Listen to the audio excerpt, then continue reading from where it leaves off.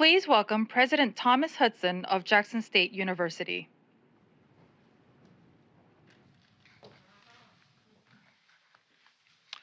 Good afternoon. I am Thomas Hudson, and I am proud to serve as the 12th president of Jackson State University. Founded in 1877, JSU is an HBCU rich in heritage and tradition with a profound and impactful legacy spanning generations. At JSU and other HBCUs, we encourage intellectual discourse, nurture creativity, inspire innovation, and uphold the tenets of inclusion and diversity throughout our campus communities. Indeed, some of our nation's best and brightest thrive in the safe cultural spaces that are our HBCUs. But on February 1st, 2022, JSU and many HBCUs were met with threats of violence aimed to intimidate and terrorize our student body and stakeholder. It was not a coincidence that this malevolence occurred on the first day of Black History Month, a month reserved for celebrating Black excellence and achievement. It is disheartening that we have to acknowledge that racial bias and bigotry are still very much prevalent, but to let it go unchecked is a disservice to all who fought and died in the name of equity and equality.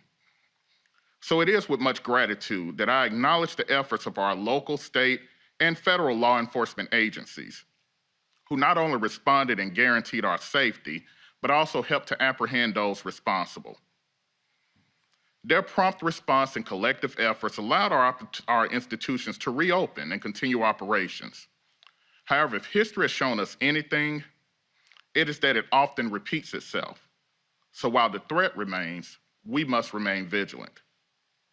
Being vigilant means building our capacity, and the Biden-Harris administration has allocated the resources to help us do just that.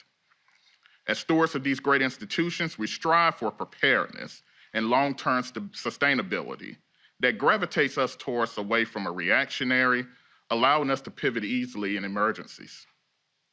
The recent threats have exposed a deep-rooted issue amongst HBCUs.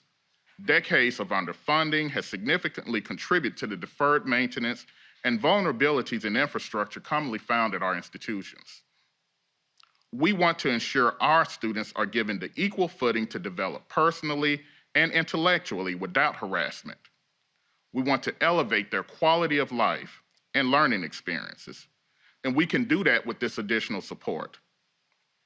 Because if anything, the events of February 2022 remind us of why HBCUs were established in the first place: to combat the systemic racism that prevented Black people from being educated anywhere else. Today, we stand as essential economic drivers in our respective communities and producers of diverse talent and talent pipelines that advance our country forward. Any threat to an HBCU should be viewed as an assault on the very character of this country. In the face of adversity, let us be reminded that we must always stand in solidarity. And it is in that spirit of solidarity that I would now like to introduce Vice President Harris, whose leadership has brought us here today. Vice President Harris has stood with us and remains a committed advocate for HBCUs. We remain committed to working with her and the entire Biden-Harris administration as we seek to ensure that HBCUs have the resources needed to combat this very real threat. Thank you so much, Vice President Harris.